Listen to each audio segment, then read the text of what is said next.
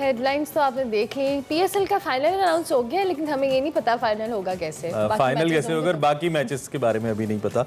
और दूसरा, आज नन्ना साहब को भी हम याद करेंगे, क्या कमाल आर्टिस्ट है, बहुत ही ज़बरदस्त। और कहा जाता है कि बहुत सारी जो इनकी वो जुगतें होती थी, बात वो स्क्रिप्ट से हट के होता था। स्पॉन्टेनियस फिल्म के दौरान भी तो ये बातें मुनव्वर ज़रीफ साहब, नन्ना साहब ही कर जाते हैं। इस पर बात करेंगे। खैर, शुरू करते हैं आज की बड़ी खबर से।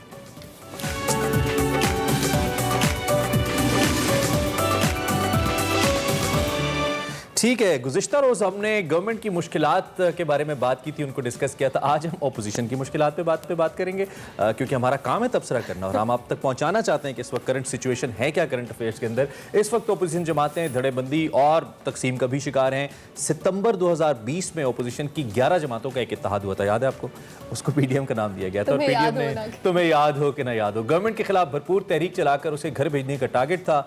और मरियम साहिबा कहती थी कि दिसंबर जनवरी में हम गवर्नमेंट चली जाएगी। बिलावल साहब भी यही कहते थे, और वो दोनों फिर अलहदा हो गए। फिर यूं हुआ के रास्ते यकजा नहीं रहे। गवर्नमेंट के खिलाफ नारे भी लगाए जाते थे, बड़े बड़े जलसे जुलूस हुए, मुल्क भर में एहतजाजी मुजाहिरे हुए, गवर्नमेंट को घर भेजने के ऐलानात किए गए, बार बार डेडलाइंस दी गई और आर पार की भी बात हुई। बिल्कुल, धरनों का ऐलान किया गया, इज्तिमाई इस्तीफों के एटम बम चलाने की धमकियां दी गई। पहले जनवरी, फिर मार्च, फिर ईद के बाद लॉन्ग मार्च के ऐलानात हुए। ताहम पीडीएम हतमी मरहले में पहुंचने से पहले ही तकसीम हो गई। इख्तलाफात के बायस पीपल्स पार्टी और अवामी नेशनल पार्टी पीडीएम को छोड़ गई, जबकि ऑपोजिशन जमातों में बयानबाजी का सिलसिला भी अब शुरू हो चुका है। ताने दिए जा रहे हैं, संगीन इल्जामात लगाए जा रहे हैं। मुस्लिम लीग नून और पीपल्स पार्टी पीडीएम की नाकामी का मलबा एक दूसरे पर गिराने की कोशिश कर रहे हैं, यानी ब्लेम गेम का सिलसिला जारी है। एक दूसरे को जिस तरह से हमने कहा ताने दिए जा रहे हैं, इसके साथ साथ मुस्लिम लीग नून में भी धड़ेबंदी हमें नजर आना शुरू हो गई है। बिल्कुल, और नून लीग मफाहमती और मज़ाहमती बयानिए के दरमियान कुछ कन्फ्यूजन का शिकार नजर आती है।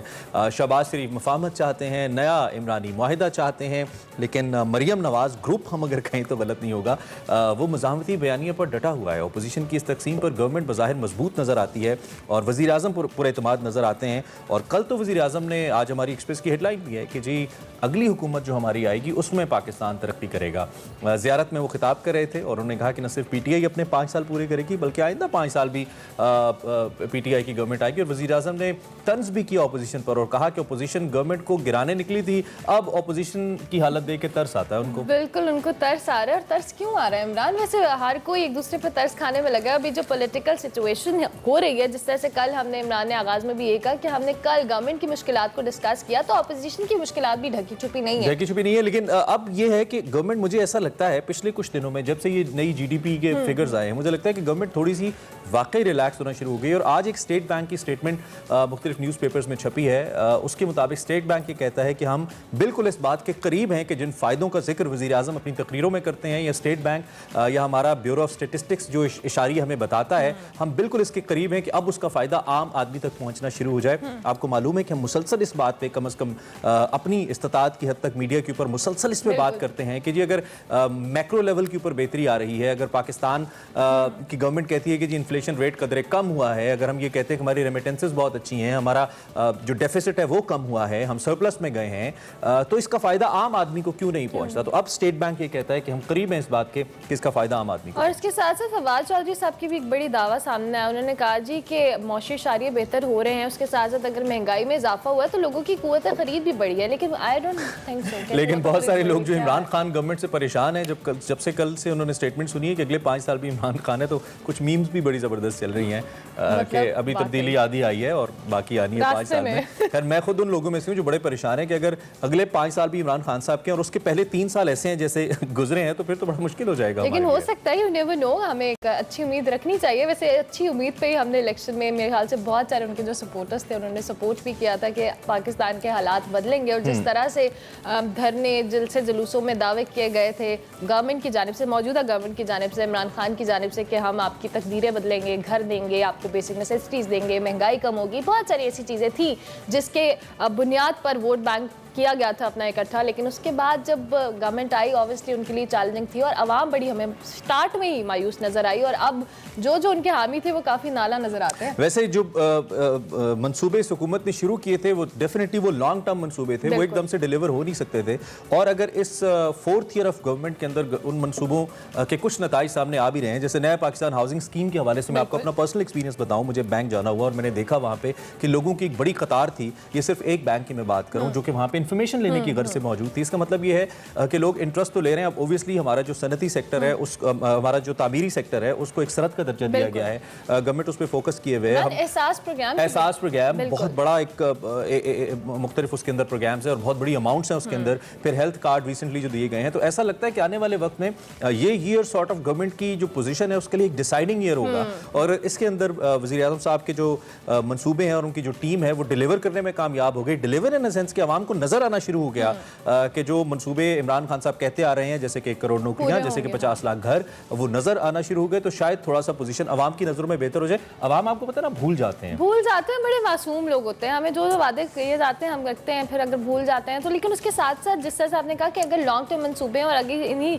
सालों में अगर उनकी पोजीशन वाजे हो जाती है गवर्नमेंट की किस तरह से कि ये डिलीवर कर रहे हैं और पब्लिक को रिलीफ मिल रहा है, तो मेरे ख्याल से जो अगले 5 साल वाली बात है वो सही भी साबित हो सकती है। अगले 5 साल वाली बात सही भी साबित हो सकती है, लेकिन फैसला आवाम ने ही करना है, आवाम को ही करना चाहिए। साफ शफाफ इलेक्शन जिसके ऊपर कोई उंगली ना उठाए, और वो इलेक्शन रिफॉर्म्स के बाद हो सकते हैं। इलेक्शन रिफॉर्म्स के ऊपर तमाम गवर्नमेंट्स आती हैं, पीपल्स पार्टी की गवर्नमेंट, नून लीग की गवर्नमेंट, अब पीटीआई की गवर्नमेंट, सब गवर्नमेंट्स आती हैं, इस पर बात करती हैं, थोड़ी बहुत इस पर डेवलपमेंट भी होती है, लेकिन वो हो नहीं पाती हैं। Election reforms are the most important thing जो कि इस मुल्क के अंदर होनी चाहिए। और किसी भी डेमोक्रेटिक कल्चर को मजबूत करने के लिए अगर उसकी मजबूती की कोई बुनियाद है तो वो इलेक्टोरल रिफॉर्म्स हैं, जिसके बाद सिस्टम इतना वाजे हो जाए कि कोई उस पर शक की गुंजाइश ना रहे और जो भी हुकूमत आए अपोजिशन उसको बतौर हुकूमत कबूल करे और हुकूमत अपना मैंडेट जो है वो हकीकी मैंडेट के साथ अपने इख्तियारात को इस्तेमाल करे, जो कि अनफॉर्चुनेटली पाकिस्तान जैसे ममालिक के अंदर नहीं होता है। और फिर आपको मालूम है कि उसका नतीजा क्या निकलता है। लेकिन इमरान, इसके साथ साथ अगर हम दोबारा से पीडीएम और अपोजिशन की भी बात करें, जिस तरह से गवर्नमेंट अगर उनको चैलेंजिंग का उस तरह से नहीं लग रहा, आपको लगता है कि जिस तरह से कल वज़ीर आज़म और जितने दीगर वुज़रा भी हैं जब वो प्रेस कॉन्फ्रेंस या प्रेस टॉक करते हैं, उन पर से अपोजिशन का वो प्रेशर या वो दबदबा खत्म होता चला जा रहा है जब से ये पीडीएम का इंतजार हुआ है और बहुत रिलैक्स और बहुत रिलीव नजर आ रहा है? ये एक जानिब ये हुकूमत के लिए तो ये बड़ी अच्छी बात है, लेकिन अपोजिशन के लिए खतरनाक। हाँ, अपोजिशन के लिए ओब्वियसली कल उनका वोटर उनसे पूछेगा कि किस टाइप की अपोजिशन उन्होंने की। आपने को मफामती सियासत की आप बात कर रहे थे, वोटर जो है वो अपनी पोजीशन बड़ी क्लियर चाहता है। आपको पता है कि सड़क पे जो मार खाता है, जेलें जो काटता है, जो परेशान होता है, वो वोटर होता है, वो वर्कर होता है, वो लीडरान कम होते हैं। तो जो वोटर एक अपनी पार्टी के लिए इतनी कुर्बानियां देता है, वो फिर हक बजानिब होता है अपनी लीडर से पूछने के लिए कि आपने मेरे राइट्स के लिए क्या किया। आज अगर डू यू थिंक कि आजकल हम एज अ नेशन या एज अ पब्लिक अपने लीडर से पूछते हैं कि उसने हमारे लिए क्या? मुझे लगता है हम तो ब्लाइंड फॉलोअर्स हैं, we are just blind followers, क्योंकि अभी भी अगर आप जायज लिहाज से अगर कोई साफी भी किसी पॉलिटिशियन के ऊपर तनकीद कर दे तो उसको भी निशाना बनाया जाता है और उसको भी रिलेट कर दिया जाता है कि तो लिफाफा साफत हो रही है। ये नहीं देखा जाता है कि क्या वो जो बयान कर रहा है वो फैक्ट्स एंड फिगर्स उसके अंदर वो ठीक है, बिहाफ पे ही बयान कर रहा है, आपके बिहाफ पे बयान कर रहा है, आपकी ज़बान बन के बयान कर रहा है। और दूसरी जानिब ये बड़ा जरूरी है कि कोई ना कोई तो अकाउंटेबिलिटी करे। अब आवाम कितनी अकाउंटेबिलिटी करेंगे?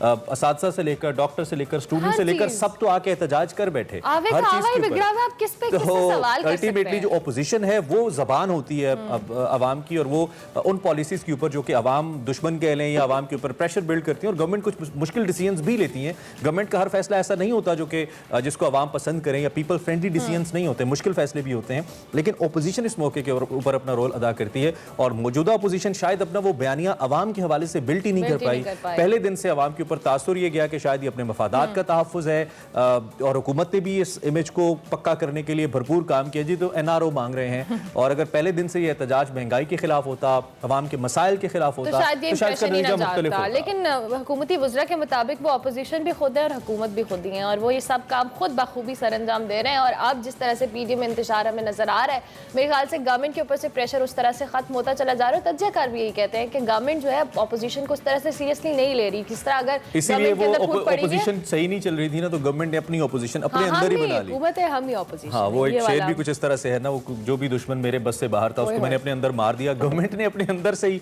अपोजिशन पैदा की है। आज हम बहुत शायराना मूड में और तबसरों के मूड में आज हमने कहा कि आज हम खुद आपसे जरा बात करते हैं पॉलिटिक्स के हवाले से। सो पाकिस्तान की पॉलिटिक्स किधर जा रही है इस पे हमने बात की है। The basic thing is electoral reforms बहुत जरूरी है। दूसरी अच्छी खबर ये है कि स्टेट बैंक कह रहा है कि जितने फायदे वजीर आजम साहब बता रहे हैं कि हमारी आने वाले मईशत दिनों में ठीक हो गई है, वो आप तक पहुंचना शुरू हो जाएंगे। और तीसरी अहम बात यह है कि आप जब 2 साल के बाद फैसला करें कि अगले तो 5 साल आप आंखें कान नाक सब खोल के फैसला रखें। करें। ये आपने आप ब्रेक ले अंधा लें। धुंध